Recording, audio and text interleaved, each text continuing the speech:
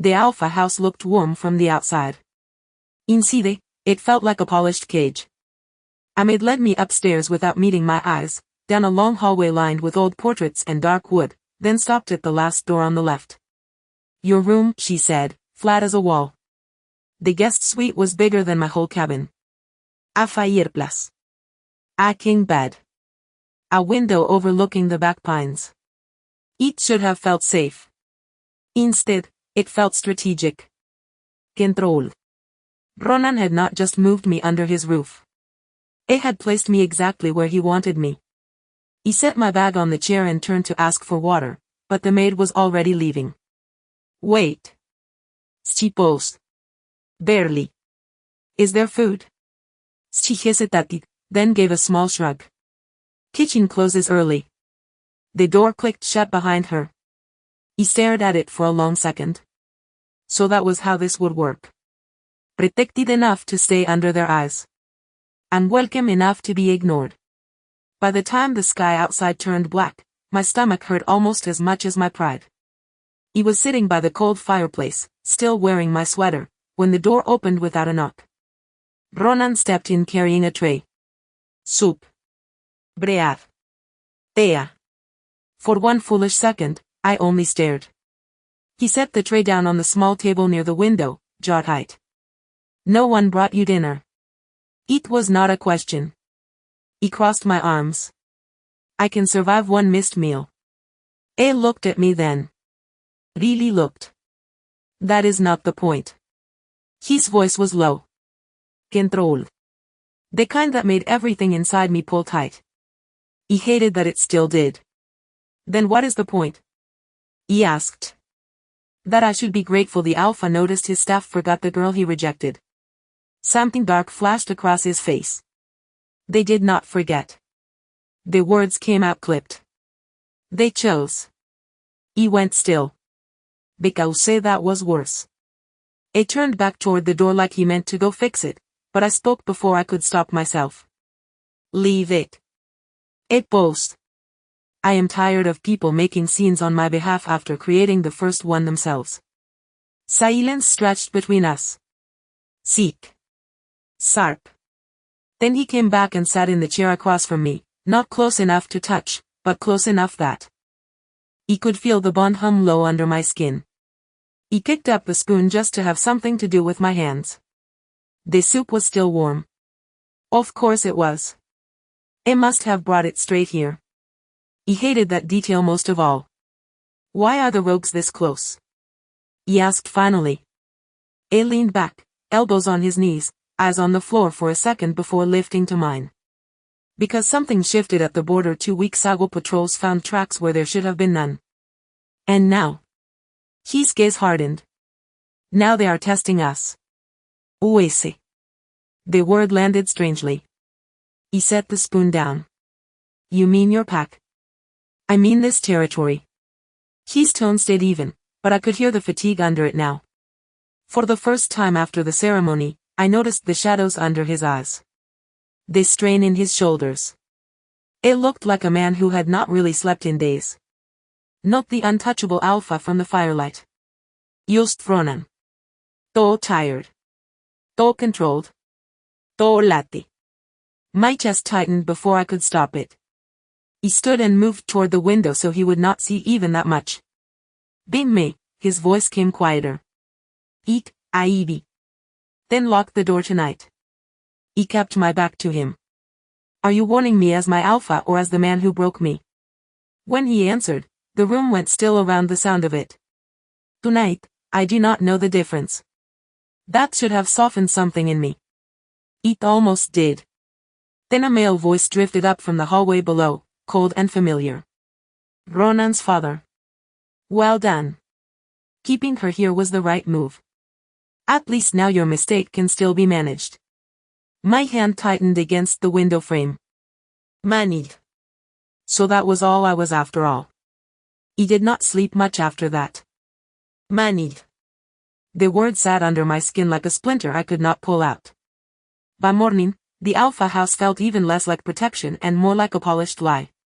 He left my room early, needing air, and found it in the second-floor gallery that overlooked the main hall.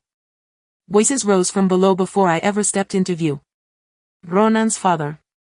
Cold. Precise. Ronan answered in that same flat tone he used when he wanted the world to think. Nothing could touch him. The Hale Alliance is still our strongest path, his father said. You did the right thing at the ceremony. The girl was a complication. Celeste is the future. He froze. Every muscle locked. Ronan did not answer right away. That tiny silence should have meant something. Instead, it burned. Then his father spoke again.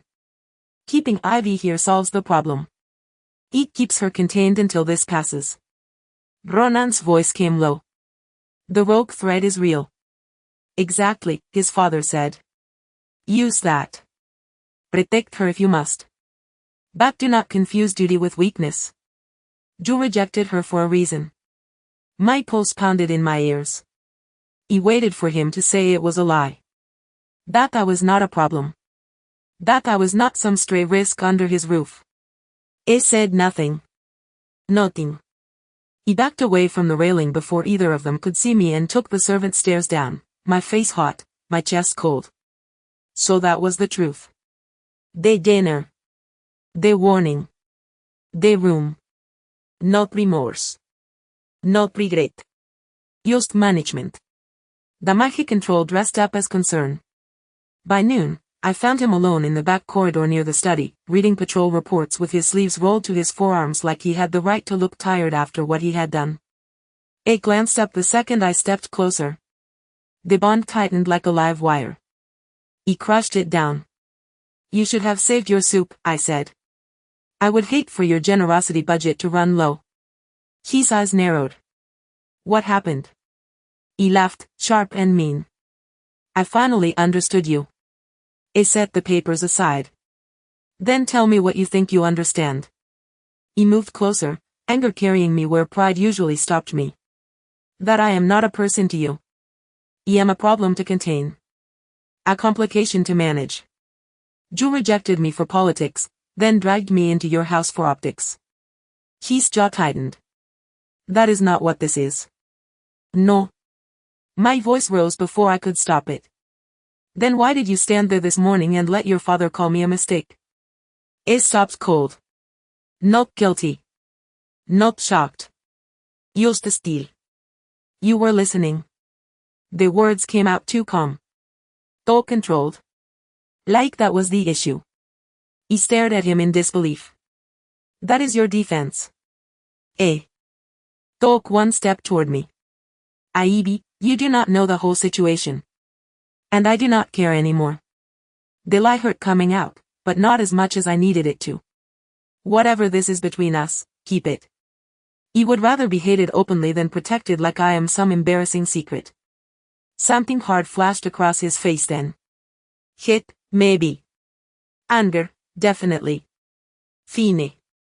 Let him choke on both. He turned and walked away before he could answer, my spine locked, my heart pounding too fast. But even as I took the stairs back up, the bond kept pulling, hot and ugly and impossible to kill. By evening, I was still furious. By nightfall, I was still here. And when the first sharp cry echoed through the west wing and footsteps started running downstairs, I knew one thing for certain. Whatever danger Ronan had tried to warn me about last night had not stayed outside. The scream came from downstairs, sharp enough to cut through every thought in my head. By the time I reached the landing, half the west wing was moving. Stuff. Guards. A mother crying. I followed the sound before pride could stop me and found the scene in the lower sitting room. A little boy, maybe 6, had fallen during the panic. It was curled on the rug, clutching his arm, face white with shock while his mother knelt beside him shaking too hard to help. Please, she gasped at anyone listening, somebody do something. Hilechun was still on the far side of the hall. Too far. The boy let out another broken cry, and before I could think better of it, I dropped to my knees beside him. Hey, I said, trying to steady my voice. Look at me. Breathe with me.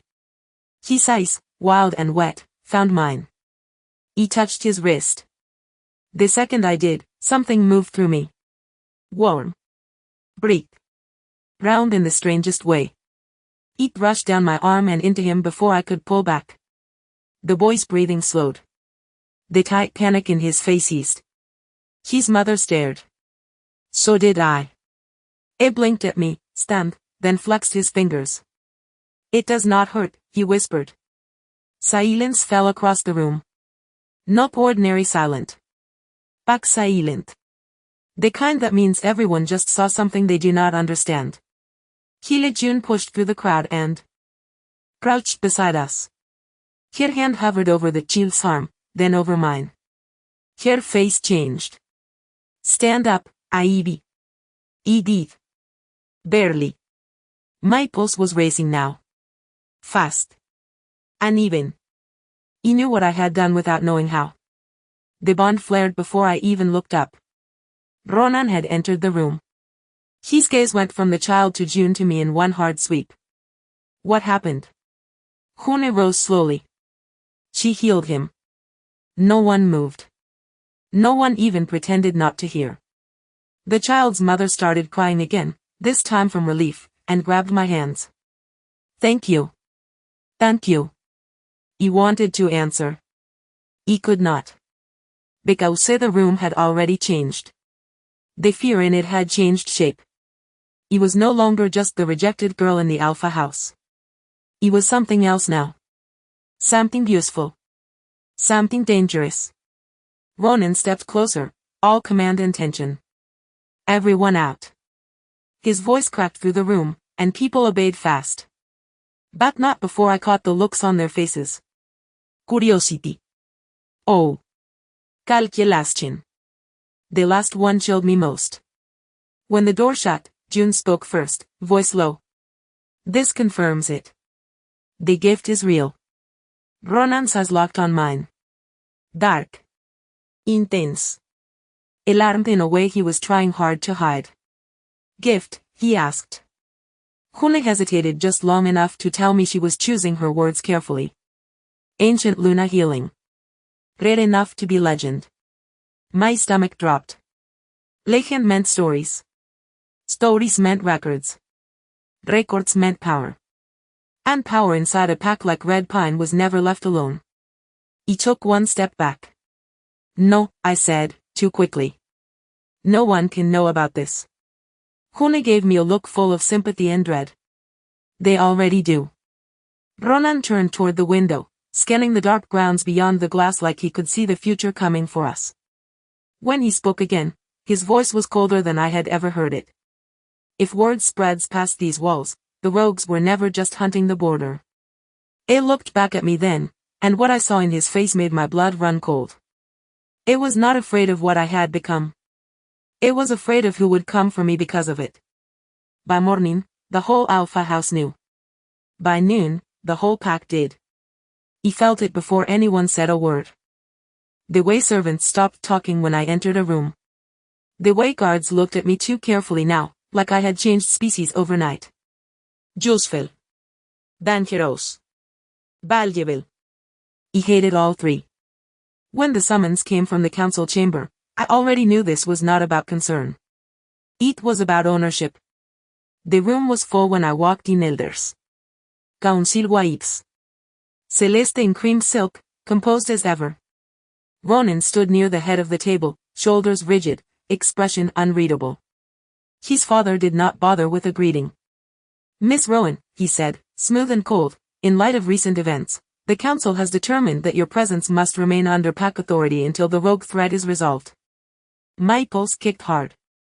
My presence. He let out a short laugh. That is a nice way to say control. An elder folded his hands.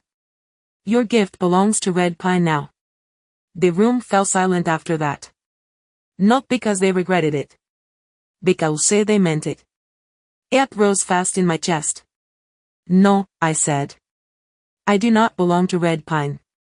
I do not belong to this council. And I sure as hell do not belong to a pack that cheered while your future alpha rejected me. A few faces flinched. Celeste did not. She only tilted her head and gave me that polished smile. Nobody is trying to own you, Aibi. We are trying to protect you. There is a difference. He turned to her. Protection without choice is still a cage. Her smile thinned. You should be grateful anyone is willing to offer it. That did it. He stepped forward, every nerve lit. I would rather sleep in the woods than spend one more day being handled like a problem. He was halfway to the door when Ronan finally moved. One step. Ten anoter. His voice cut clean across the chamber. Enough. Everyone froze. He did not raise his voice. He never had to. His gaze swept the council, then landed on me. Ivy Rowan remains under my personal protection until the rogue threat is contained. The words hit the room like a dropped blade. My stomach turned. Not because of the danger, but because of the phrasing. Mine. Not mine. Responsible. Protected. Possession disguised as duty. Celeste's face went white for half a second. Ronan's father looked furious. The council started murmuring all at once. He stared at Ronan, anger burning so hot it almost drowned out the bond. You do not get to do that, I said. His eyes held mine. Hard. Un second. I just did. Whispers broke across the room, but all I heard was the rush of blood in my ears. Because the worst part was not that he had protected me again. It was that when Ronan Cross claimed responsibility for me in front of the whole pack, it sounded far too close to something neither of us had been brave enough to name. The next morning, they moved me again. Not out of the Alpha house. Deeper into it. A guard carried my bag down one hall and up another until we stopped outside a room only a few doors from Ronan's office. Close enough to protect me. Close enough to watch me. Close enough to make the whole pack talk.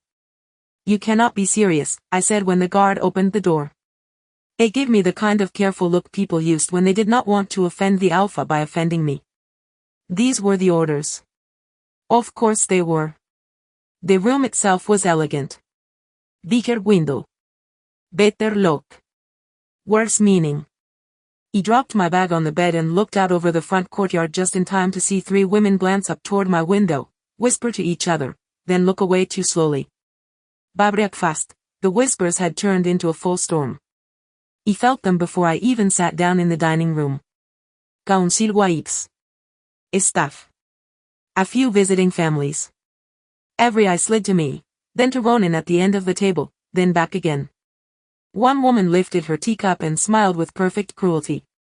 It is generous of Alpha Ronan to keep both his obligations and his distractions so close. Another laughed softly. Some men like a future Luna for the council and a secret comfort for the hallway.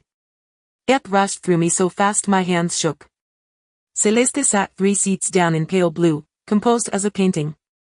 Ronan stopped cold. Dangerous still. Enough, he said. The room snapped quiet. He did not raise his voice. He did not need to. You will speak of Ivy Rowan with respect in this house. One of the older women sat down. Her cup with a click. Respect is easier when boundaries are clear. Ronan's eyes hardened. Then let me make this clear for you. The silence that followed felt sharp enough to bleed on. He should have felt defended. Instead, I felt displayed all over again. He stood before anyone could mistake my silence for gratitude. Do not do that, I said, my voice cutting across the table. Every face turned to me. Let it. Let them. He looked straight at Ronan. You do not get to reject me in public, protect me in public, and expect that to mean the same thing. Something flickered in his eyes. Frustration.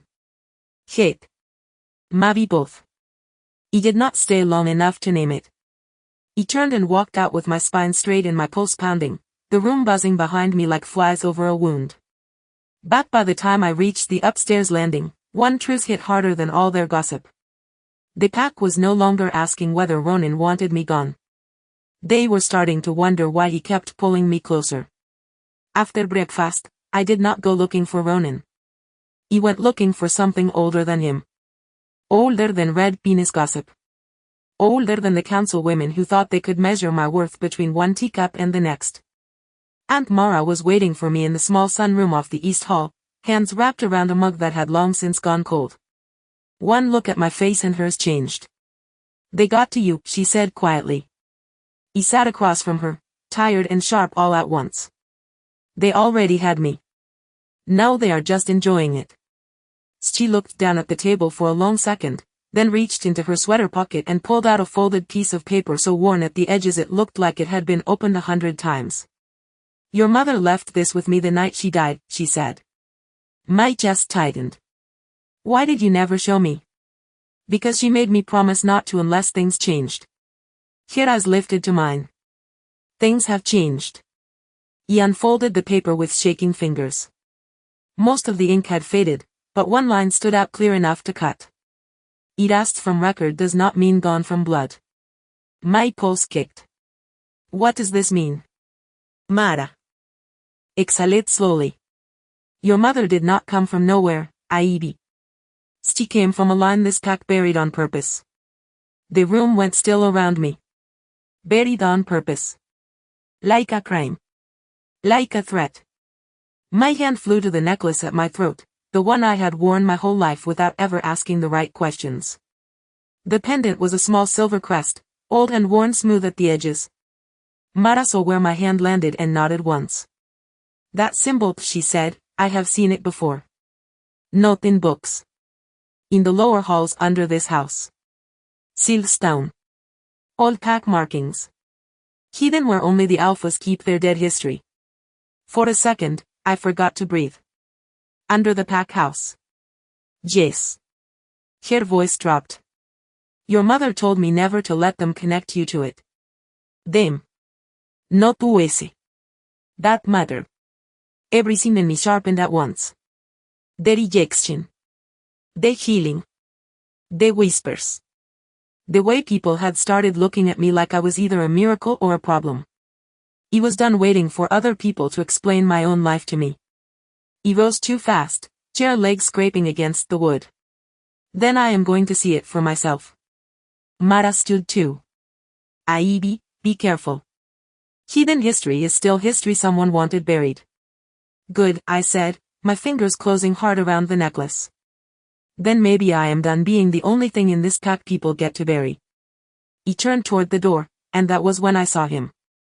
Ronan stood in the hallway just beyond the half-open frame, one hand braced against the molding, his gaze fixed not on my face, but on the crest in my hand. He did not look angry. He did not look confused. He looked stunned. Visibly, unmistakably still. And in that single silent second, I knew one thing for certain. Ronan Cross had seen this symbol before. He did not wait for Ronan to explain how he knew my necklace. He moved first. That night, after the house went quiet and the last of the downstairs lights dimmed, I slipped out of my room in socks and a dark sweater and followed the old backstair Mara had once shown me when I was a child delivering herbs to the kitchen. The lower hall beneath the Alpha house smelled like stone, dust, and secrets that had been locked up too long. My pulse stayed high the whole way down.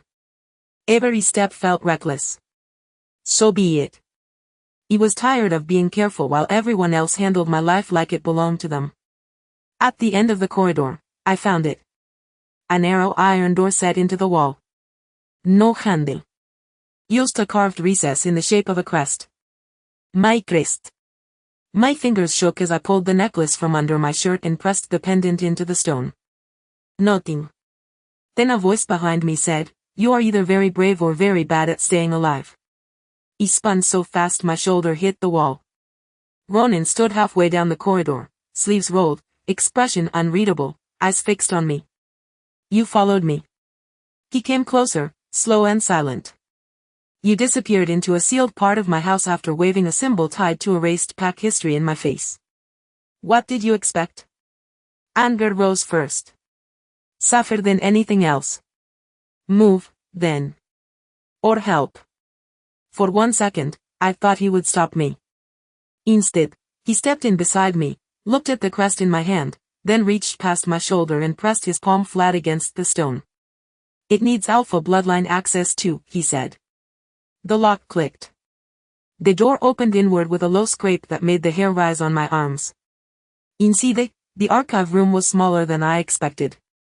Old shelves. Leather books. Seal scrolls. A single lantern Ronan lit with one strike. Gold light washed over dust and history and the hard line of his jaw. We searched in silence at first, close enough to hear each other breathe. Then I found a ledger bound in cracked blue leather. The page trembled in my hands as I opened it. There it was. A royal line tied to healing.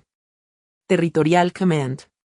A blood-marked Luna line struck from succession records generations ago. My throat tightened. They erased us.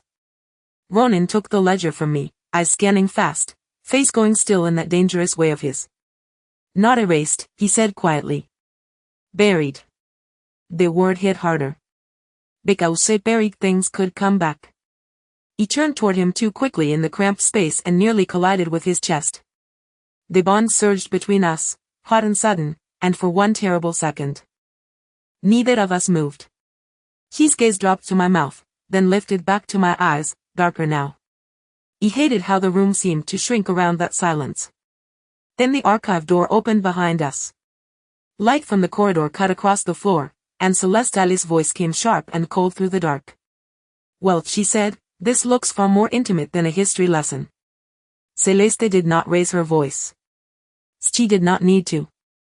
By breakfast, every important person in Red Pine knew she had found Ronan and me alone in a sealed archive beneath the Alpha House.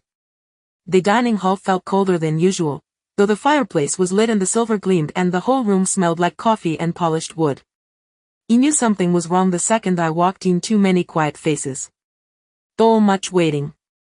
Celeste sat near Ronan's father with her hands folded neatly in her lap, looking serene enough to make me want to throw something. Then she stood and smiled at the room like she was gifting them good news. Since transparency matters in uncertain times, she said, Ronan and I have decided to move our formal pairing ceremony forward. This Friday. The words hit like a door slamming shut. Fraida. 3 days away. He looked at Ronan. His head turned toward her, sharp and immediate. You did what? He asked. Not soft. Not pleased. Celeste kept that perfect smile fixed in place. The council agrees the pact needs stability. A public commitment will calm speculation. Speculation. Meaning me. Meaning last night. Meaning whatever she thought she had seen in that archive room. It crawled up my neck. He should have left then. Instead, I stayed long enough for Celeste to cross the room after breakfast and catch me alone near the back terrace. Do not take it personally, she said, voice light as glass. Ronan did what he had to do with you. He is doing what he should do with me. He turned to face her fully. And what exactly did he have to do with me, Celeste? Humiliate me publicly? Lock me in his house? Pretend I am a problem one day and protect me the next? Her expression sharpened at that. Fine. He rejected you because he knew you were too weak for this world, she said. You still do not understand that protection from a man like Ronan does not mean affection. It means containment. The word landed hard because it echoed too closely against everything I already feared. He hated her for that. He hated myself more for feeling it. You seem very sure of what he feels, I said. She stepped closer, perfume soft, smile cruel. I am sure of what he chooses. And he will choose me in front of the whole pack on Friday. He held her gaze, though my pulse had started beating too fast. Then make sure he is willing when he does it. Her smile flickered for the first time. Teeny. Real. Then she walked off before I could decide whether I had won anything at all. He was still standing there with my hands curled at my sides when Ronan found me an hour later in the east corridor. I did not approve this, he said. No breathing. No apology. Yu's tension pulled tight under his skin. He laughed once. Tired. Sharp. Funny. That line would have meant a lot more before she announced your future in front of 40 people. It took a step closer. Ivy. Do not. My voice cut fast between us. If you did not approve it, stop it. If you cannot stop it, then I finally know exactly how much your protection is worth. It went still at that, his expression hardening into something unreadable. Not soft. Never soft. But not untouched either. He turned away before the bond could betray me again. By the end of the day, the whole pack was talking about Friday. And by nightfall, I realized the ceremony was no longer just Celeste's move. It was a countdown. The moon festival should have felt beautiful. Lanterns hung from the cedar beams. Music drifted across the clearing. Children ran between the tables with sugared hands and bright faces. But all I could feel was the countdown to Friday pressing against my ribs like a bruise. Everywhere I turned, people looked at me too quickly or not at all. Some out of curiosity. Some out of pity. Some out of calculation. I stayed near the outer edge of the crowd with a cup of cider I did not drink, telling myself I was here for Mara, for normalcy, for 1 hour of pretending this pack had not turned my life into a public sport. Then the first scream cut through the music. Everything shattered at once. A lantern stand crashed. Someone shouted, "Get the children back." Panic spread faster than fire ever could. I saw a woman stumble near the center path, a little girl pinned under a fallen bench, an older wolf clutching his shoulder and trying not to collapse. The air turned wild with fear. He did not think. He moved. I dropped beside the girl first, shoved the heavy bench off with help from another woman, then pressed both hands to the chilled scraped knee when she started sobbing that she could not stand. Warmth surged through me, sudden and bright. Not enough to make a spectacle. Enough to steady her. "You are okay," I told her, voice firm even as my pulse raced. "Get to your mother. Go." She did. Then I turned to the older wolf and caught his arm before he hit the ground. "Stay with me," I said. "Do not pass out just to make this harder." He actually gave a weak laugh. Let it. It was still with me. He was so focused on keeping people upright that I did not realize how exposed I had become until the crowd shifted and a hard, furious presence hit the edge of my senses. Ronan. He moved through the clearing fast, issuing orders, pulling guards into formation, scanning faces and exits like every second mattered. Then his eyes found me. Everything in him changed. He crossed the distance in seconds and grabbed my wrist just below the pulse point, not rough, but absolute. "You should not be in the middle of this." He yanked free. "People are hurt. And you are a target." His voice dropped low enough that only I could hear it. "Stay behind me." The words should have made me furious. They did. They also made my heartbeat kick in a way I hated. Because he sounded terrified. Not of the crowd. Of losing sight of me. He moved with me after that, never more than a step away, blocking bodies, guiding me back when the crush got too tight, shielding me with his shoulder whenever the panic surged. At one point, his hand landed at the small of my back just long enough to steer me clear of a falling pole, and the bond lit so hard my breath caught. He felt. It though. He knew he did from the way his jaw tightened. By the time the panic finally broke and the last of the children were accounted for, the clearing looked wrecked and breathless and far too exposed. Ronan turned to me, both hands on my arms now, scanning my face, my shoulders, my side like he needed proof I was still whole. "Are you hurt?" he asked. The question came out rough. Barely controlled. For one stupid second, I almost softened. Then I saw Celeste across the clearing, standing perfectly still beneath the lantern light, watching the way his hands had not left me. And just like that, whatever fragile warmth had risen between us turned dangerous again. The morning after the festival, Red Pine was still buzzing with the same ugly question in 100 different forms. Why had Ronan Cross touched me like that in front of everyone if Celeste Hale was still supposed to be his future? He got my answer before noon. The council chamber doors were open, and voices carried down the hall sharp enough to cut. "The pairing ceremony stays on schedule," one elder said. "After last night, it matters more than ever." He stopped just short of the doorway and looked in. Ronan stood at the head of the table, jaw locked, hands braced against the wood. Celeste sat to his right in pale gray, composed as polished stone. His father did not even try to hide the pressure in his voice. "The pack needs certainty," he said. "You will not let one incident derail an alliance." Ronan's silence hit me harder than if he had agreed out loud. Because after the way he had looked at me last night, after the way his hands had tightened on my arms like losing me would break something in him, I had been stupid enough to think maybe Friday would not happen. Maybe I had finally become more than a secret weakness he managed in the dark. He should have known better. He stepped back before anyone saw me listening, but the damage was already done. By the time I reached the back terrace, my face was cold and my chest was burning. Of course he was keeping the ceremony. Of course he was. Protect me in one breath. Stand beside her in the next. That was Ronan's favorite kind of cruelty. Control. Efficient. Impossible to accuse without sounding desperate. You look like you want to set the house on fire. The voice came from my left, dry and amused. He turned fast. A man leaned against the terrace rail in a navy coat, broad-shouldered, blond, a little older than Ronan, with the kind of easy confidence that belonged to someone who had never needed a Rome's permission to exist in it. He had seen him once across the council table and not known his name. He straightened and offered his hand. Damon Vale. North Hallow. He did not take it right away. You are one of the visiting alphas.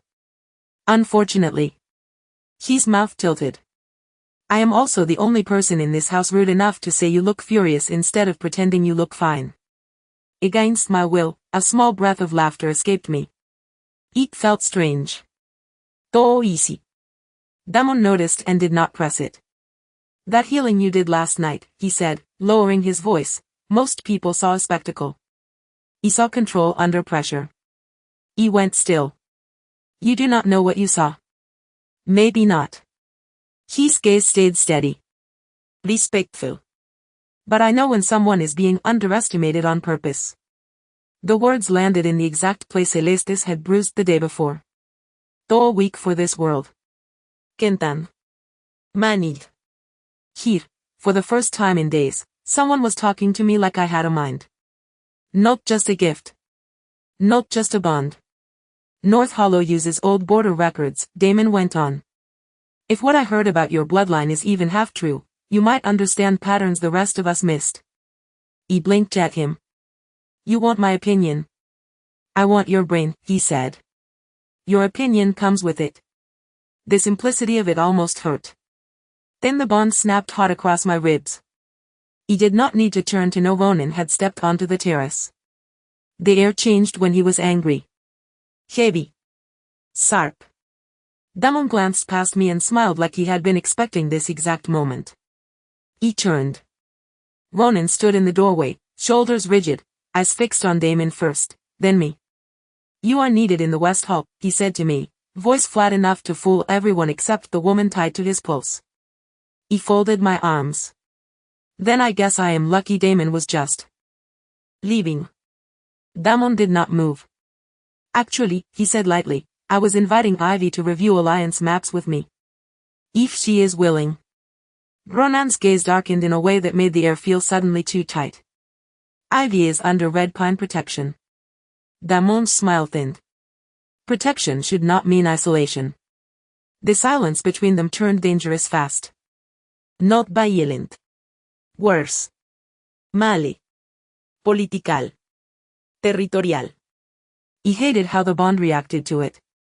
Hated more that some bruised part of me enjoyed watching Ronan lose even 1 inch of his perfect control. He lifted my chin and looked straight at him. Do I need your permission to have a conversation now too? His jaw clenched. 1 bit. 2. Then he said, no, but the way he said it made the answer feel anything but free. Damon met me in the old map room just after lunch, and for the first time since Ronan dragged me into the Alpha house, I walked into a room without feeling like I was already on trial. The walls were lined with territory charts, border sketches, weather logs, and old survey pins driven into a corkboard the size of my cabin wall. Damon stood by the main table in shirt sleeves, one hand braced beside a spread of Alliance rats. He looked up when I entered, not at my throat, not at my hands, not at the invisible mess of rumors wrapped around me. At my face. Good, he said. You came. He shut the door behind me and crossed my arms. You asked for my brain. I am here to see if you meant it. His mouth tilted. I did. Then he stepped aside and tapped one of the maps. 3 patrol rats failed in the same 10-day span. Red Pine called it rogue pressure. I think it is patterned. Look. I leaned over the table before I could stop myself. Marks cut through the eastern ridges, then curved south, avoiding the obvious crossings. Estrange at first. Then note. My fingers moved over the paper on instinct. They are not avoiding the strongholds, I said. They are avoiding the old markers. Damon's gaze sharpened. What old markers? He pointed to a faded line near the creek and then another near the west boundary. These.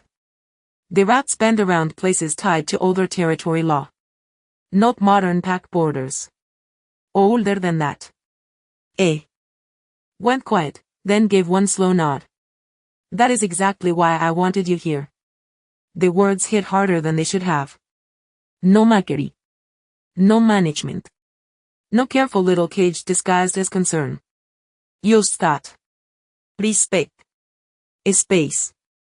We spent the next half hour moving pins, tracing lines, testing theories. Damon argued back when he disagreed. A listened when I pushed back. A did not soften his tone for me, and somehow that felt kinder than anything Red Pine had offered in days. When I finally looked up, I realized I had almost forgotten where I was. Almost forgotten who was waiting in the walls of this house. Then the bond turned cold. He did not need to see Ronan to know he was near. A second later, he appeared in the doorway, broad shoulders filling the frame, expression blank in the way that meant he was anything but. His eyes went first to Damon. Then to the map table. Then to me standing too close to someone who was not him. This room is restricted, he said. Flat. Precise. Damon did not even flinch. Then your restricted room has better strategy than your council chamber. Ronan ignored him. Of course he did. His gaze stayed locked on me. You should not be alone down here. He straightened slowly. I am reviewing border patterns. With a visiting alpha. Yes, I said. The one who asked for my opinion instead of assigning me a room and a guard. Something flashed in Ronan's eyes. Gone too fast to name. His voice turned even colder. This is a security issue. Damon let out a quiet breath that sounded too close to a laugh. No. This is jealousy trying to wear a uniform. The silence that followed felt sharp enough to crack stone. Ronan's jaw tightened, but he still did not look at Damon. Aibi, he said, come with me. He should have moved. He did not. Maybe because I was tired of being pulled. Maybe because Damon's next words landed in the exact place I had been bleeding for weeks.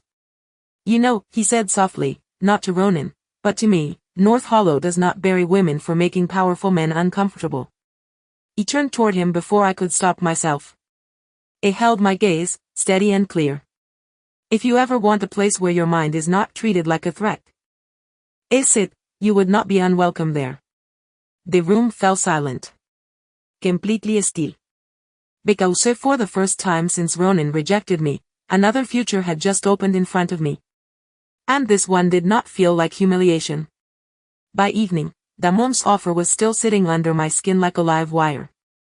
Not because I trusted easy exits, but because for the first time since Ronan rejected me, leaving Red Pine sounded like a decision instead of a defeat. I found Nora in the laundry room behind the west wing, sorting folded sheets with her sleeves rolled up and her blonde braid half undone. We had grown up on the edge of the same pack roads. Not best friends. Not strangers either. Close enough that, before all this, I had believed she still saw me as Ivy and not as rumor, gift, or scandal. She looked up and gave me a tired smile. You look like you are about to either cry or run. I leaned against the doorframe and let out a humorless breath. What if it is both? Her hand stilled. Then tell me which one I should help with. The kindness in that almost broke me. Almost. He kept my voice low anyway. Damon said if I ever wanted to leave Red Pine, North Hollow would take me in. Nora's eyes widened. You would go. He stared at the floor for a second. If I say, this pack will keep using me until there is nothing left that feels like mine. If I leave with proper protection, maybe I can breathe long enough to figure out who I am without Ronan, Celeste, or the council deciding it first. Nora stepped closer and touched my arm. Then maybe you should go. My chest loosened just enough to hurt. I am thinking about it, I said. Not tonight. But soon. She nodded like she understood. Maybe part of her did. What I did not see was the way her face changed after I walked out. What I did not hear was the soft knock she gave on Celeste Alice's private sitting room 20 minutes later. The next morning, the trap was already waiting. A guard stopped me outside the East Hall, face tight. Alpha Ronan wants you in the map room. No. My pulse kicked once, hard. When I stepped inside, Ronan stood by the table with a packet of patrol sketches spread open in front of him and my mother's crest copied in charcoal across the top page. Beside it sat a second sheet marked with rap notes only the guard captains were supposed to see. My blood went cold. Celeste leaned against the window, silent and composed, while Ronan lifted his gaze to mine. Control. Hate. Dangerous. Tell me, he said, voice flat as steel, why it looks like you were preparing to leave Red Pine with pack intelligence in your bag. Ronan did not raise his voice. That made it worse. The map room felt too still, too sealed, too much like a courtroom built for one woman and one mistake she had not made. I looked at the papers on the table, at the copied crest, at the patrol notes I had never touched, and then at Celeste standing near the window like she had come to enjoy the weather. I was preparing to leave, I said, because I would not lie about that. But I was not taking your patrol records. Ronan's jaw tightened. Then explain why they were found with your things. The insult hit so hard I almost laughed. You mean the things your guards search whenever it suits them? His expression did not move. That hurt more than anger. This is serious, Aibi. He stepped closer to the table, pulse pounding. No. What is serious is how easily you believe the worst of me. Celeste finally spoke, soft and poisonous. No one wants to believe the worst. But intent matters less than risk. He turned on her so fast my chair scraped the floor. Funny. Risk only seems to matter when it can be pinned on me. Ronan cut in before she could answer. Enough. His voice cracked through the room, all alpha command and no comfort. Then he looked back at me. Were you planning to leave Red Pine with Damon Vale? There it was. Not just suspicion. Jealousy hidden inside authority. He hated that I could hear the difference. Yes, I said. I was thinking about leaving. Because this pack already took enough from me. His eyes darkened, but I did not stop. He could not. I would have walked out with my own clothes and my own name. Nothing else. Because despite what you keep proving, I still know the difference between survival and betrayal. For 1 second, something broke across his face. Guilt. Hate. Then duty slammed back over it like a door. It turned to the guard by the wall.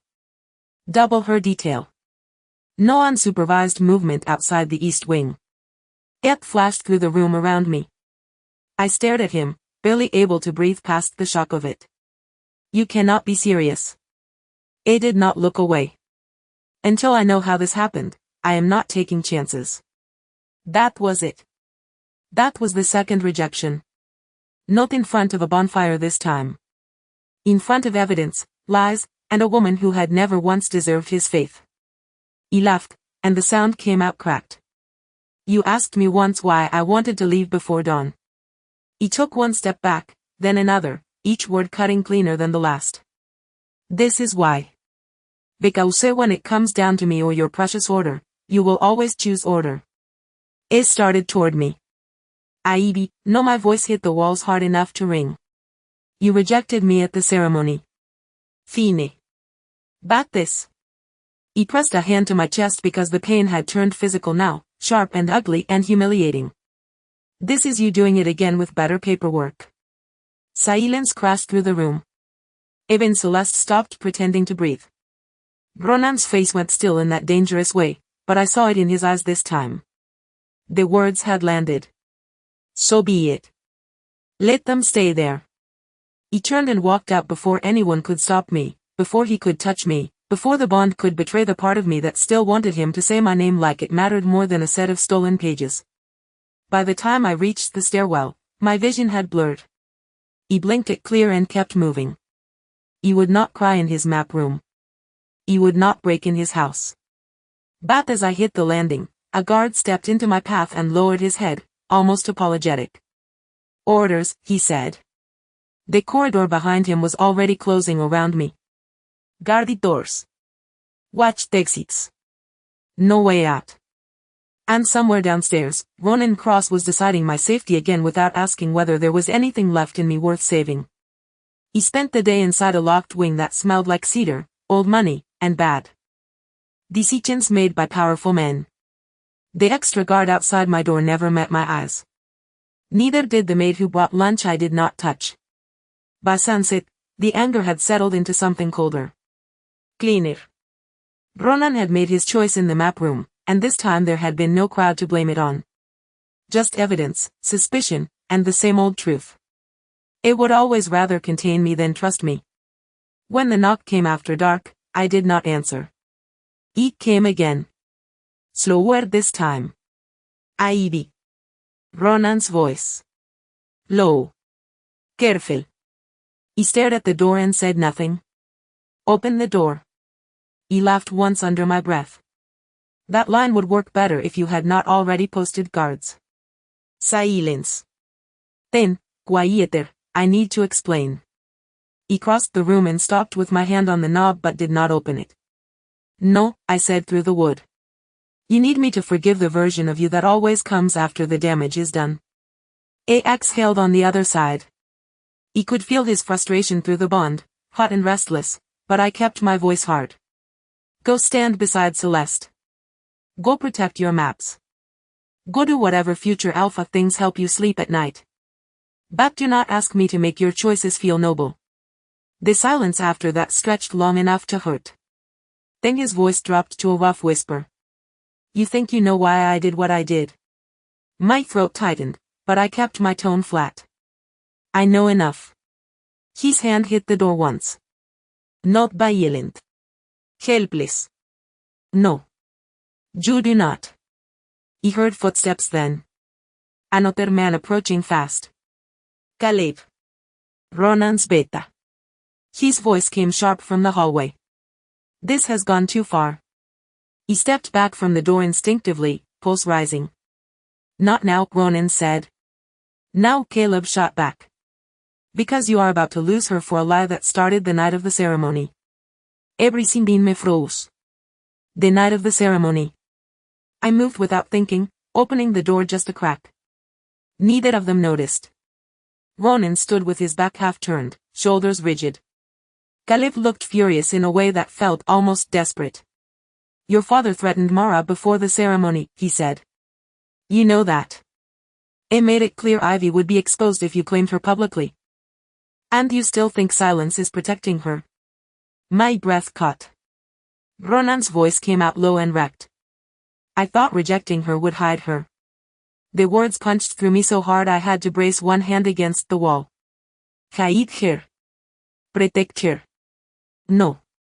That made no sense. Or maybe it made too much. Caleb stepped closer. You humiliated her in front of the whole pack and called it strategy. Ronan did not deny it. Did not defend it. It just stood there carrying the weight of something I could suddenly feel but still could not fully understand. I was trying to keep the faction hunting her bloodline from seeing what she was to me, he said. And I failed anyway. The hallway went silent after that. My heart did not. It was pounding too fast, too hard, tearing in two directions at once. Because if what Caleb said was true, then Ronan had not rejected me because I was nothing. It had rejected me because I was too much. The thought should have comforted me. It did not. It only made the wound stranger. Cruelly. Because he had still chosen for me. Still broken me without asking whether I would rather face danger than betrayal. He let the door drift shut before either of them saw me. My back hit the wall. My knees almost followed. Outside, I heard Caleb walk away and Ronan stay where he was, just beyond the door, like he could feel the shift in the air and did not know whether it meant hope or disaster. He did not know either. All I knew was this: 3-day ceremony was still coming, the pack still did not know the truth, and now the one answer I had wanted most had only left me with a worse question. If Ronan rejected me to save me, then why did it still feel exactly like being abandoned? Fraida arrived dressed like a sentence. The ceremonial hall glowed with firelight and polished stone, every bench filled, every face turned toward the raised platform where Ronan stood in formal black beside Celeste in silver. He stayed in the back at first, half hidden by the last row of columns, telling myself I was only here because leaving would draw more attention than staying. My chest still ached from what I had overheard the night before. A had rejected me to hide me. A had still done it. Both truths lived in me now, clawing at each other. The ceremony began with old vows and older lies. An elder lifted the ceremonial blade. Celeste stepped closer to Ronan with perfect confidence. He should have looked away. Instead, I made the mistake of looking at him. His gaze found me immediately, like it had been searching for me the whole time. The bond went taut so hard my knees nearly locked. He turned and started for the side exit. He could not watch him choose her while carrying the truth of why he had once unchosen me. He had almost reached the arch when the hall changed. A sharp crack split the air. Not thunder. Not stone. Something bolder. The ceremonial fire at the center pit surged high in one violent column, then bent. Not toward Ronan. Thou wert me. Gasps erupted across the room. He stopped dead as heat washed over my skin without burning it. The crest at my throat went white hot. The old silver flared bright enough to light my hands. Someone shouted, "What is happening?" No one answered. They were all staring. The blade slipped from the elder's hand and clattered across the floor. Celeste stumbled back. Ronan took one step toward me, shock breaking clean across his face for the first time since I had known him. Then the fire dropped, not down, but outward, spilling in a circle around my feet like it recognized me. The room went silent in that terrible, sacred way that meant the pack was no longer watching a scandal. They were watching history wake up. An older councilman rose so fast his bench screeched against stone. His face had gone pale. "It cannot be," he whispered. Another elder, voice shaking now, spoke words I had never heard but somehow understood in my bones. "The blood-marked line returns through the living Luna." Luna. The word hit the room like a blow. My pulse roared in my ears. Celeste's expression shattered completely. Ronan's father looked like someone had ripped the ground out from under him. And Ronan was already moving, one hand half lifted toward me, like instinct had outrun every political lie he had ever built around us. Then the shouting started. Not one voice. Dozens. Questions. Fear.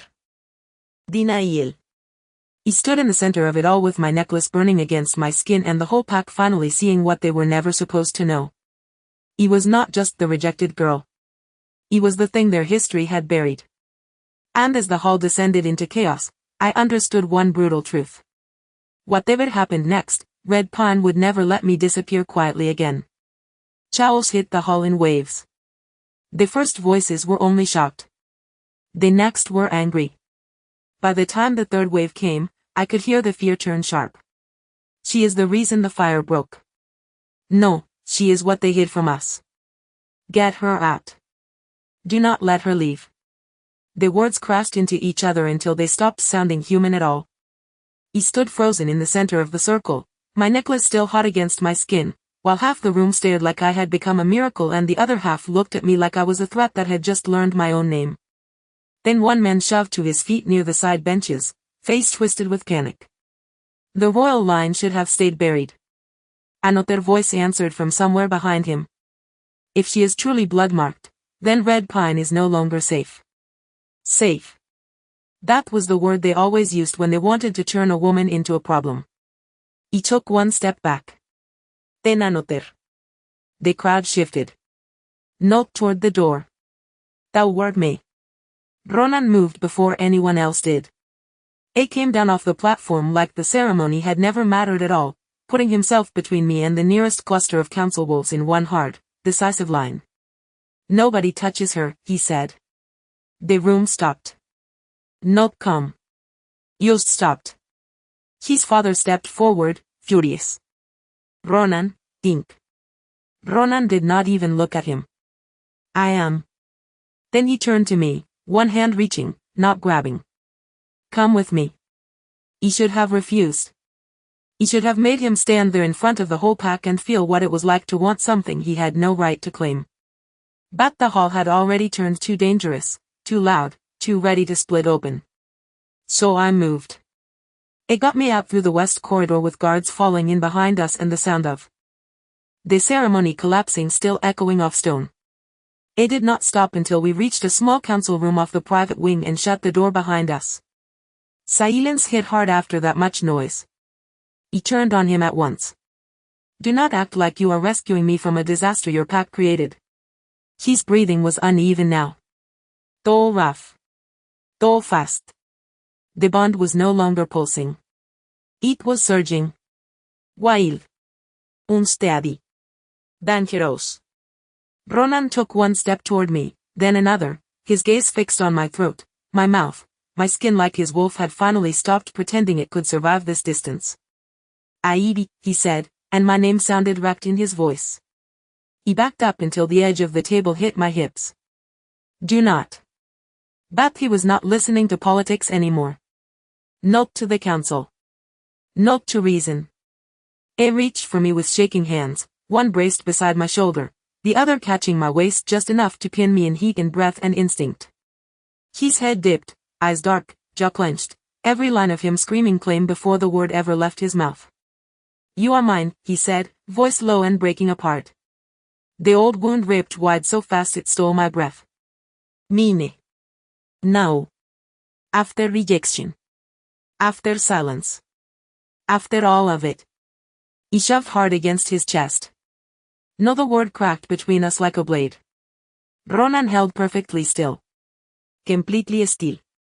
He held his stare even while my heart was trying to tear itself out of me. You do not get to mark what you once abandoned. The morning after I stopped Ronan from claiming me, the house felt too quiet. Not peaceful. Brown. Like the whole pack was holding its breath while deciding whether I was a miracle, a threat, or the match that would burn the old order down. He was halfway through dressing when Mara's scream ripped through the east wing. He ran before I could think. Guards were already moving, doors slamming open, voices overlapping in sharp fragments. He found the wreckage in the back courtyard.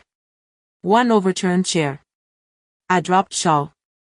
Mara's mug shattered across the stone. No Mara.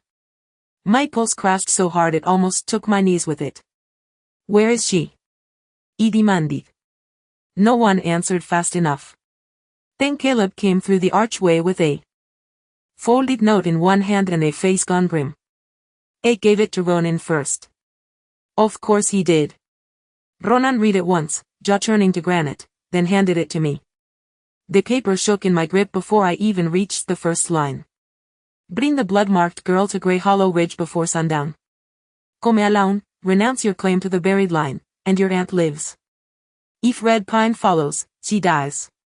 My vision went sharp and narrow around the edges. They took her because of me. The words came out flat. Barely human. Ronan stepped closer at once. They took her because they are cornered. Do not fix the wording. He looked up at him so fast it almost hurt. This is because I was exposed. Because say your pack lost control. His expression tightened, but he did not argue. Fine. There was no room left in me for gentle lies. He reached for the note. We will get her back. He snatched it away. We. His voice dropped low. You are not going alone. He almost laughed. That is not your decision. It became my decision the second they named Grey Hollow Ridge. The alpha edge in his voice hit hard, but this time it did not cage me. It only made me angrier. No, I said. I am done being the thing everyone moves around the board. They want me? Fine. Then I go. It took one step closer, eyes dark and steady. Then I go with you. I do not need protection. This is not about protection anymore. The words landed heavier than I wanted them to. Not because they were soft. Ronan still was not soft. But because for the first time, He sounded like he understood the difference between standing in front of me and standing beside me. Caleb broke the silence with a map spread across the nearest table. Grey Hollow has 2 access cuts and 1 blind ridge trail. If we move now, we can still beat sunset. He moved to the table before Ronan could speak again. Show me everything. Caleb's eyes flicked to Ronan once, surprised, then back to me. You are joining the rescue. I am leading the part that concerns me, I said. Mara is my family. The threat is tied to my bloodline. I am done waiting in locked rooms while other people decide what I can survive. The bond between Ronan and me went taut. Not fighting. Not peace either. Something harder. Sharper. A looked at me for one long second, then gave a single nod. Then we do this as partners. Partners. The word should not have mattered. Eat teeth. Just enough to hurt. Just enough to scare me. Because when I leaned over the map and saw the ridge lines, the old creek marks, and the narrow trail curling behind the stone break, something in me recognized the route before Caleb finished explaining it. My finger stopped over the hidden pass. No, I said quietly. They are not taking her to Grey Hollow Ridge. Both men looked at me. I lifted my eyes to Ronan's, pulse rising fast. They are taking her to the old royal boundary. And if I am right, they do not just want me to surrender. They want me to disappear where my bloodline was buried the first time. We left before the sun cleared the eastern ridge. Caleb took the lower trail with 2 scouts to circle wide. Ronan and I took the old boundary road alone because it was faster and because neither of us said out loud what we both knew. This was not just a rescue now. It was a reckoning. The forest narrowed around us in long strips of shadow and gold, boots crunching over frost-hardened leaves, the silence between us louder than any argument we had ever had. It lasted almost 20 minutes before I stopped in the middle of the trail and turned on him. No more half-truths. Ronan went still at once. Aibi, no, my voice cut hard through the trees. You do not get to take one more step beside me while I am still carrying the weight of a choice you made for me. His jaw tightened. Mina did too. You rejected me in front of the pack, I said. Then I overheard enough to know it was supposed to protect me. Those 2 things do not fit unless you explain exactly what you did and exactly who you were protecting me from. For a second, I thought he might evade again. A did not. A looked past me toward the pines, breathing once, hard. My father knew before the ceremony that your bloodline might be tied to the buried line. Not proven. Not fully. But enough to scare the people who wanted that history to stay dead. My stomach turned cold. So he threatened Mara. Ronan nodded once, the motion tight and ugly. He said if I claimed you publicly before I understood what we were dealing with, the faction watching the old bloodlines would move faster than I could stop. A said they would start with your family. He stared at him. And you believed him? Yes. No excuse. No softness. Just the truth, brutal and bare. I thought if I rejected you, if I made the bond look like a mistake, they would stop looking. My laugh came out cracked. So you humiliated me to hide me. A flinched this time. Actually flinched. Let it. I told myself it was strategy, he said quietly. But it was cowardice too. I chose for you because I thought fear made me right. The woods blurred for a second. Not with tears. With the force of understanding something I had wanted for so long and hating it when it finally arrived. Do you know what that stole from me? He asked. Not just trust. Choice. Dignity. The right to decide whether I would rather face danger than be broken by the man fate tied to me. Ronan stepped closer, but not close enough to touch. For once, he did not reach without permission. I know, he said, voice low and raw. And knowing why I did it does not make what I did less cruel. That hurt more than denial would have.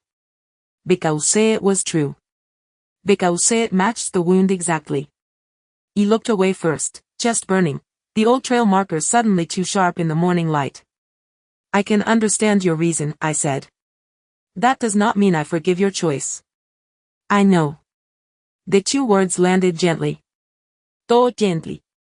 He hated that part of me noticed. Then the wind shifted. Smoke. Damp stone. Something old. He turned toward the ridge line ahead, where the hidden pass narrowed between two dark outcroppings. My pulse spiked at once. They are close, I said. Ronan's whole body sharpened beside me. How do you know? He touched the necklace at my throat and felt it warm under my fingers. Because this place remembers my blood. The hidden camp was not where Calip's map said it should be. It was lower. Tucked behind a collapsed stone line half. Swallowed by roots and fog, exactly where the old boundary law would have hidden something people wanted forgotten. My necklace stayed warm the whole way down, a pulse under my skin that felt less like magic and more like memory. He raised one hand for Ronan to stop. Edith. No argument. No command. Just trust. The shift in that alone almost hurt. The entrance is not the ridge mouth, I whispered. It is the drainage cut behind it. It followed my gaze to the narrow break in the rock. You are sure? He nodded once. They built this place to mislead outsiders. My blood is pulling toward the real line. For 1 second, his eyes held mine, and I saw it there. Not doubt. Not management. Fight. Then lead, he said. 2 words. Simply. And somehow heavier than any apology.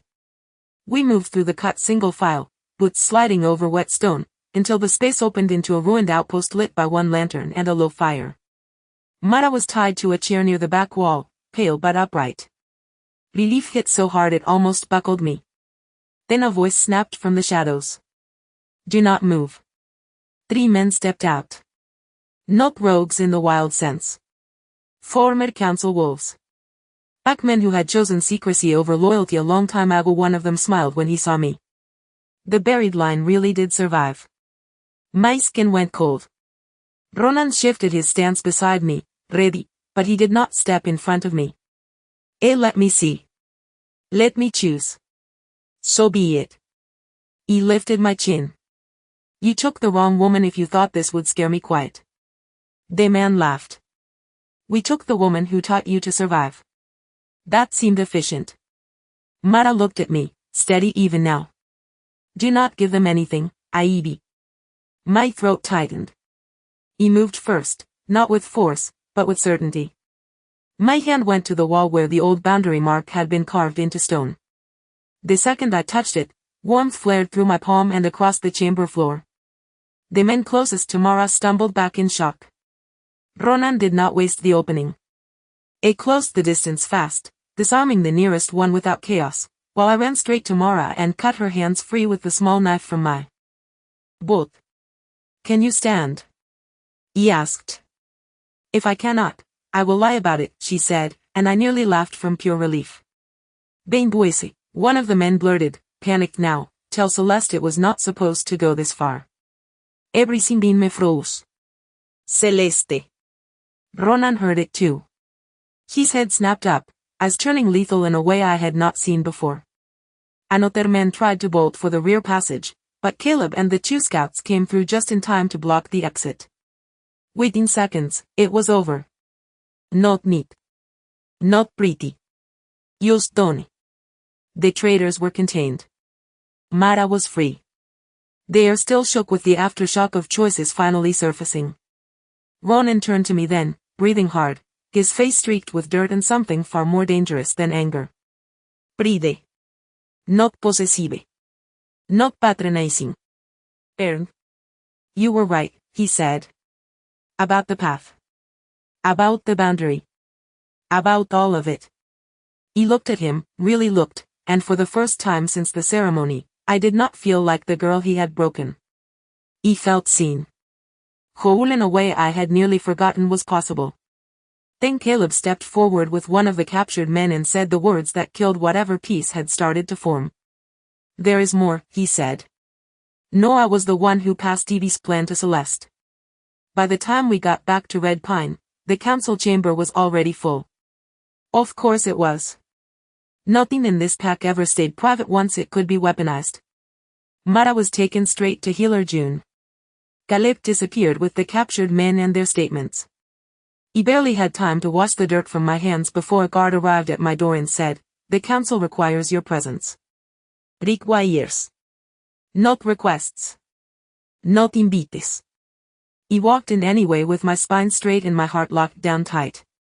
Celeste stood near the center table in white, like she still thought purity was a costume people would believe if she wore it long enough. Ronan's father stood beside her, cold and composed, as if he had not just spent weeks helping build the trap that nearly got my aunt killed. The elders watched me enter with the same expression they had always used when they wanted something from me and resented me for making them. Need it. Ronan stood apart from them. Silent. Rigid. Unreadable. Fine. Let him feel what it was like to wait. Celeste spoke first. Before this pack rushes into rewriting its future around one unstable revelation, we need clarity. He almost laughed. There it was. Not guilt. Not remorse. Strategy. Clarity? He asked. You mean cleanup? Her smile barely moved. I mean caution. Evie's bloodline has already caused panic, division, and rogue retaliation. How much more damage are we supposed to accept before we admit the obvious? Ronan's father stepped in before I could answer. Red Pine cannot be ruled by emotion. My son's fixation on this girl has clouded judgment, destabilized alliances, and put the pack at risk. Fixation. Gale. The old language of powerful men shrinking women until they fit inside their comfort again. He felt the insult land. He did not flinch. Celeste lifted her chin, voice smooth as glass. No one is questioning Evie's importance to recent events. We are questioning whether her line is too volatile to stand near leadership at all. A few elders nodded. Cowards. I love them. He could have fought. I could have dragged Nora's betrayal and Celeste's name across the table right then. He could have begged Ronan to speak before they buried me again under prettier words. Instead, something in me went very still. Very clear. He stepped forward and set both hands flat on the council table. You do not need to force me out, I said. The room quieted at once. I will walk. That got them. Celeste's eyes sharpened. Ronan's father straightened. The elders shifted. He kept going. I am done asking this pack to see me clearly. If Red Pine would rather keep its lies than face what I am, then keep them. Keep your chamber. Keep your titles. Keep your fear. My voice did not shake. He was proud of that. But you do not get to call me unstable just because your history failed to kill me. Silence crashed over the room. He stepped back from the table, ready to leave with what was left of my dignity intact. Then Ronan moved. One step. Then another. He came to stand beside me, not in front of me, and the whole chamber went tight with anticipation. When he spoke, his voice carried the kind of authority no one in Red Pine could pretend not to hear. The Hale alliance is over. Celeste went pale. His father said, Ronan, but Ronan cut straight through him. No. You had your turn. He faced the council fully now, shoulders squared, every inch of him alpha without hiding behind the title. You told me fear was leadership. You told me cruelty was strategy. You told me if I wanted to protect this pack, I had to break the one person fate put in front of me and call it necessary. His father's face hardened. Careful. Ronan did not even blink.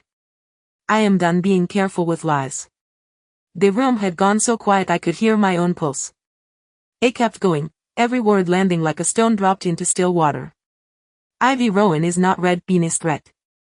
She is the proof of what this pack buried because weaker men feared what they could not control. And if this council cannot tell the difference between danger and truth, then the council is the rot. No one moved. No one breathed. Ronan turned then, not just to the elders, but to his father. From this moment on, you do not speak for my rule, my alliances, or my future. His father stared at him like he had just been struck. Let it. Then Ronan looked at me. Finally. Fully. No crowd to hide behind this time. No strategy. No cobardice. And Ivy will never stand alone again, he said, voice lower now, Rafi, somehow even more dangerous because it was not a promise dressed as possession. Even if she never chooses me. The bond between us lit hard and clean. Not because he claimed me. Because he did not. Because for the first time, he stood beside me without asking for anything back. And judging by the look on Celeste's face, that terrified her far more than any bloodline ever could. Damon found me at dusk on the North Terrace, where the mountains looked almost close enough to touch and red pine sounded far away for the first time in weeks. The council chamber was behind me. Ronan's words were still inside me, heavy and dangerous and impossible to set down. A had stood beside me.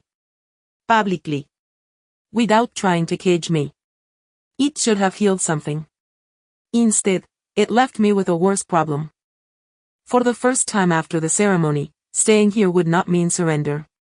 That made the choice harder, not easier. Damon rested his forearms on the stone rail beside me, close enough to speak quietly, not close enough to crowd. North Hollow is leaving at dawn, he said. No performance. No pressure. Just fact. If you come with us, you will have safe passage, your own quarters, and a seat at my strategy table if you want one. I looked out at the fading ridge line and said nothing. A waited anyway. Smart man. You are offering me more than shelter, I said finally. Yes. His answer came easy. I am offering you room. To think. To lead. To be something other than the answer to Red Penis' unfinished guilt. The words landed clean because they were true. Painfully true. He turned to face him. And if I come, no one there will expect me to stand next to an alpha because fate says I should. Damon's mouth curved, but not cruelly. Only if you choose it. North Hollow has enough problems. We do not add chains and call them destiny. He laughed once under my breath, and the sound hurt more than I expected. Because that was the temptation, was not it?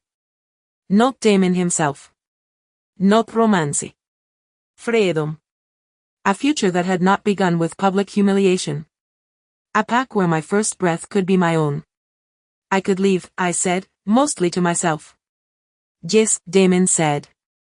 And for once, it would be from strength. That was what cracked me open. Not the offer.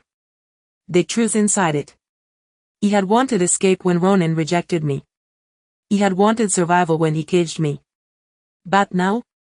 Now I could leave with my head up, my yacht safe, my bloodline no longer buried, and my dignity finally mine again. He could choose a future untouched by the man who had broken me. The bond turned warm before I heard his steps. Ronan stopped at the terrace entrance and did not come closer. Smart man too, maybe slower to learn. His gaze moved from Damon to me and settled there, quiet, watchful, stripped of command. For a second, no one spoke. Then Damon straightened. I made the offer, he said. I assumed you would want to know. Ronan's eyes never left mine. Thank you. Damon nodded once, then looked at me. Down. One word. A door left open. Then he walked away. He was alone with Ronan and the space between us, full of every wound, every truth that had come too late and every choice that still belonged to me. A stayed where he was. Did not close the distance. Did not ask for the answer he clearly wanted. You can go, he said at last. His voice was low. Steady. Hard arned. I will not stop you. My throat tightened anyway. Because months ago, he would have called it protection and locked the gate. Weeks ago, he would have chosen for me and called it necessary. Now he stood there letting the silence hurt both of us because he finally understood that love without choice was only another kind of control. I looked at him, really looked, and saw no chains in his hands. That should have made the decision simple. It did not. It only made it real. Down was coming. North Hollow would leave. Red Pine would remain. And for the first time in my life, no one was going to make this choice for me. Down came with a choice in its hands, and I was still holding my breath when the alarms tore through Red Pine. Not bells. Worse. The low iron groan of the territory warning horns, one after another, dragging every wolf in the pack out of sleep and into panic. He was already in the hallway before I knew I had moved. Guards were running. Voices were shouting over each other. Hearthstone Court. Move. Seal the lower gates.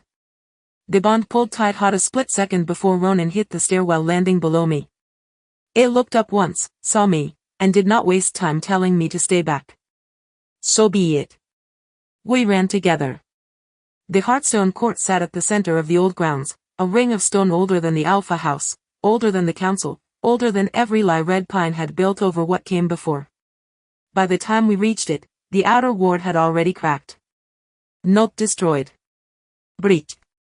Enough to turn the air sharp with old power. A knot of rogue-backed loyalists had come for the territory itself this time, not to hold it, but to break whatever bonds still tied the land to the buried line. One of the men from Grey Hollow was shouting at the broken ward line. If the stone wakes to her, burn the right before it takes root. My pulse surged cold. So that was the endgame. Not just erase me. Erase what I could awaken. Ronan stepped to my side, breath hard, gaze fixed on the hearthstone as light began to flicker under its surface. If they fracture it, Red Pine loses the old claim. I looked at the spreading cracks in the ward, at the old silver glow answering the heat of my necklace, and knew before I spoke that the land was not calling me alone. Not just me, I said. Uese. It turned to me fast. The same realization hit his face a second later. We moved without saying more. It drove the nearest attackers back from the center line while I reached the hearthstone and pressed both palms to the cold surface. Power rushed up my arms, bright and ancient and almost too much to hold. The court floor lit in branching lines under my feet. Someone yelled. The remaining loyalists faltered. Ronan came back to me then, not shielding me from the light, not dragging me away from it, but planting himself at my side and laying his hand over mine on the stone. The surge that followed hit us both. Not pain. Recognition. The land knew the difference between dominance and partnership. The lines under the court blazed brighter, then steadied. The cracked ward sealed in one long pulse of white gold light that knocked the breath out of everyone watching. Silence hit the courtyard. Total. Sacred. The hearthstone glowed once more beneath our joined hands, and I felt it in my bones. Red Pine had answered. Not to an alpha over a luna. Not to a luna beneath an alpha. To both of us standing level, power shared instead of forced. Ronan looked at me then, really looked, firelight and stonelight turning his eyes almost silver. It could have reached for instinct. For the half-wild claim his wolf had wanted in the council room. It did not. His voice came low, steady, stripped of ego and fear and every lie that had broken us. Ivy Rowan, he said, and my name had never sounded more careful in his mouth. I will not take what I have not earned. But if you still see a future with me after everything, let me claim you the right way. By your choice. On your terms. My throat tightened so fast it hurt. Around Buese, the whole pack was watching. For once, I did not care. Because this was not the same girl standing in the ceremony fire waiting to be chosen or crushed. This was me. Seen. Answered. Free enough to say yes or no and know the world would have to live with it. He lifted my hand from the hearthstone and touched his face instead. Warm. Real. Mean only if I wanted him to be. Then hear me clearly, I said. You do not get to claim me because fate says so. You get to because I choose you now. Something fierce and relieved broke across his face. Not triumph. Gratitude. The best kind. When he kissed my forehead and sealed the bond with my permission and nothing else, the hearthstone flared one last time, bright enough to wash the whole court in gold. And this time, no one in Red Pine saw rejection. They saw a beginning. The day after the hearthstone chose us, Red Pine stopped pretending the truth could still be buried. The council chamber filled again, but this time the air had changed. No whispers. No careful little lies dressed up as tradition. Just fallout.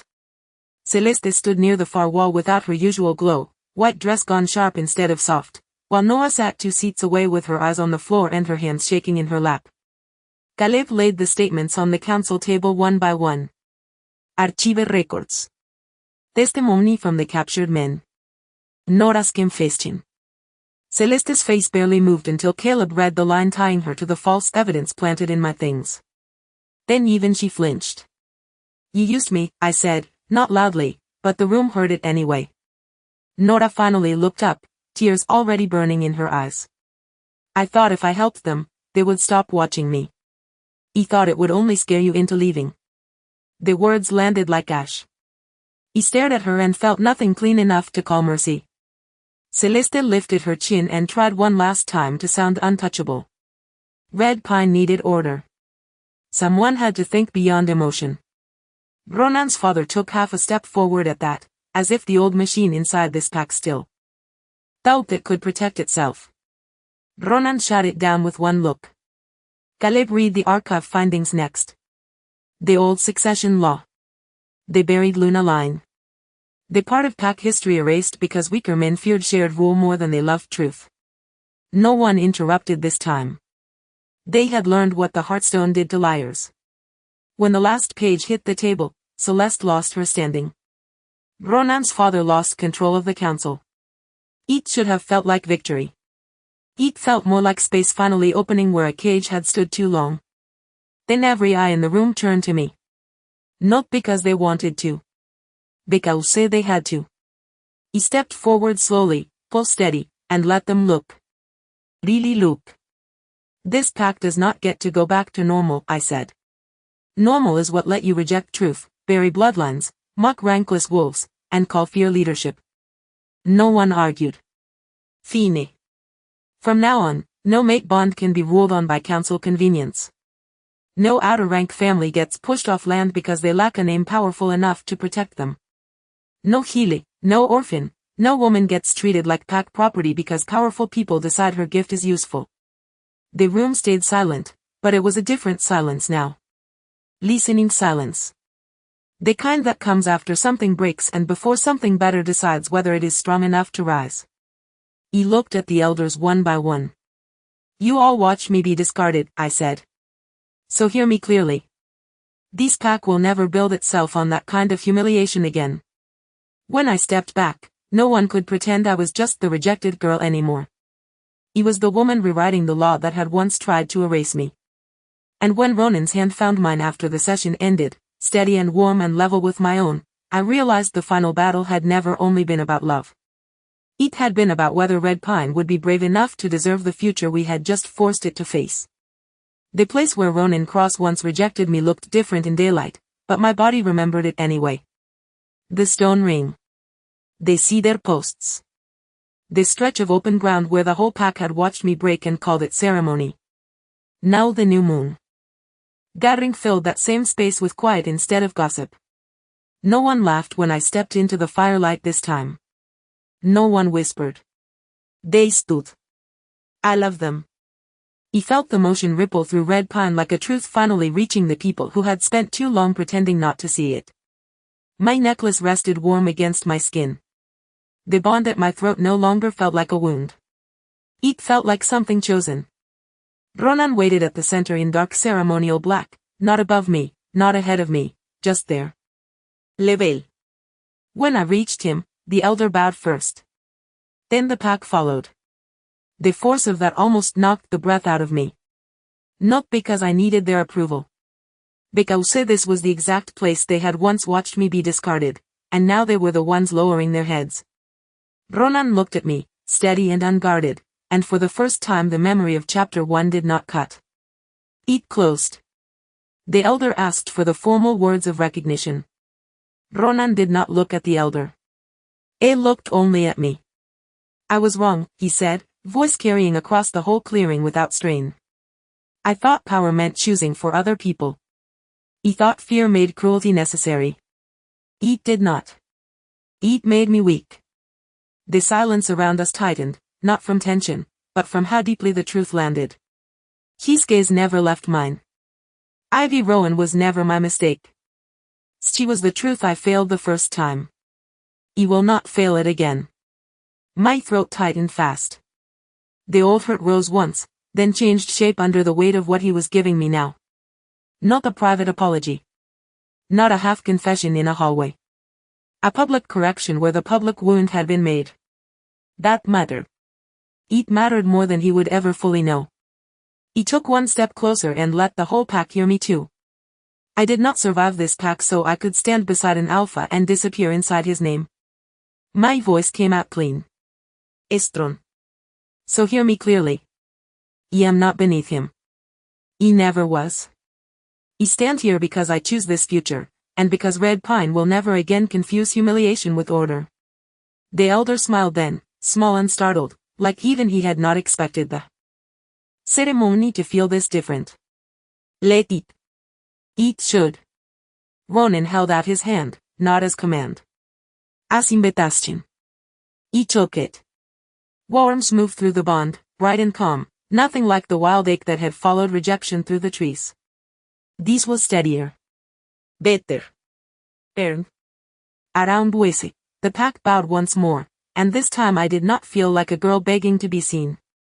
I felt like the woman who had changed the law, the story, and the ending. Ronan leaned close enough for only me to hear his last words. Equal, then. In public and in private.